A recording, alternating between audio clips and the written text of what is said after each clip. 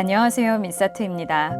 오늘은 지난 시간에 이어 케빈 제다이의 기도책 우리나라를 되찾을 시간에 네 번째 기도 포인트를 읽어드리고 함께 기도하길 원합니다. 기도 포인트 4. 성령의 불로 기름 부어진 말. 그때에 그 스랍 중에 하나가 부젓가락으로 제단에서 집은 바 핀 숯을 손에 가지고 내게로 날아와서 그것을 내 입술에 대며 이르되 보라, 이것이 내 입에 닿았으니 내 악이 제하여졌고 내 죄가 사하여졌느니라 하더라. 내가 또 주의 목소리를 들으니 주께서 이르시되 내가 누구를 보내며 누가 우리를 위하여 갈꼬 하시니 그때에 내가 이르되 내가 여기 있나이다 나를 보내소서 하였더니. 이사야서 6장 6절에서 8절 말씀입니다. 주님께서 저에게 주신 또 다른 기도 포인트는 우리의 말이 성령의 불로 기름 부어져야 한다는 것입니다. 당신은 성령의 불로 말하고 있습니까? 당신이 하나님 아버지께 점점 더 가까이 갈수록 당신은 그분처럼 행동하기 시작합니다. 그때 나는 내 의지가 그분의 뜻과 같아져 있는 것을 발견합니다. 내가 그분의 임재 안에 머물며 그분의 길이 나의 길보다 훨씬 더 높다는 것을 이해할 때 나는 압도됩니다. 때때로 나는 거의 천국에 다시 온 것처럼 느끼며 그 권위를 느끼고 그 놀라운 힘을 느낍니다. 하나님께서는 보좌에 앉아 아무것도 걱정하지 않으십니다. 주님은 지금 우리에게 너무나 은혜로우시며 우리의 죄를 따라 우리를 판단하지 않으십니다. 주님은 예수님의 피가 말하는 것을 따라 우리를 판단하십니다.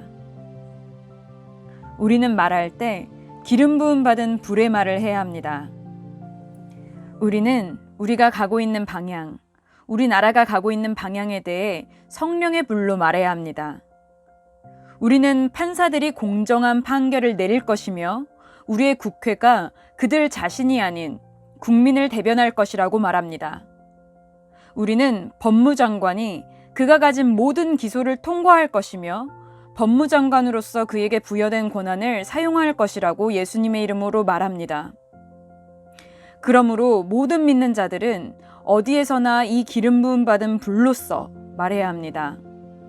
우리는 법무장관이 그의 사명을 이루는 데 성공할 것이라고 말합니다. 또한 대통령이 그의 사명을 성공적으로 이룰 것이라고 말합니다.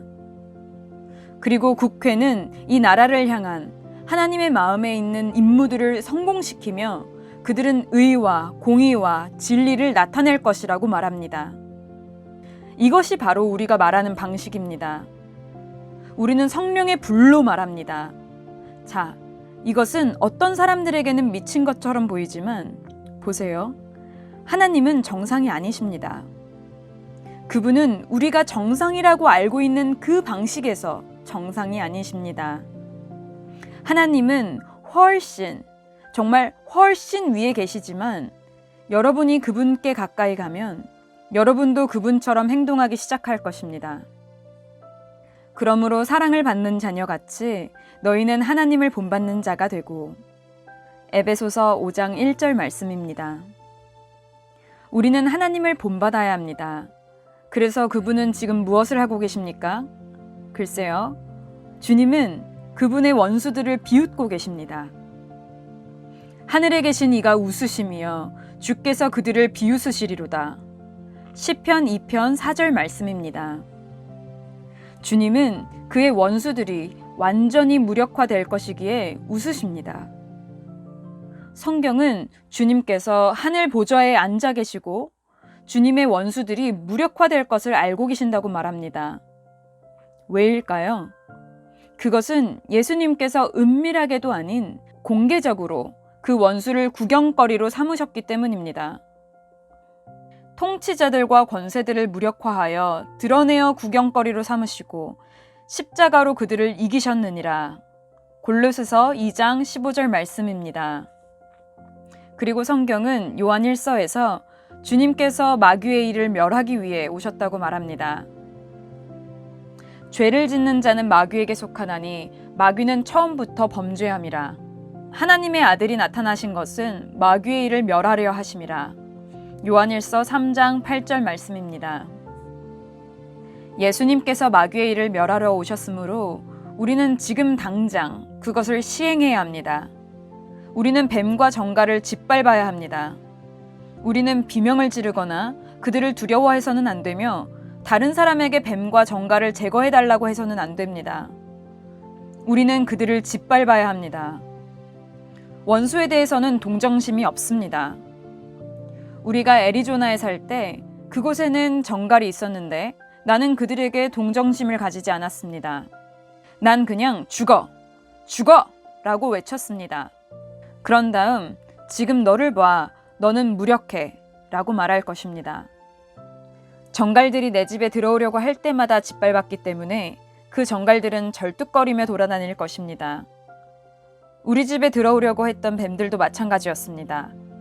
우리가 살았던 그 사막에는 온갖 동물들이 있었습니다. 거룩한 불은 우리로 하여금 말씀을 선포하게 합니다.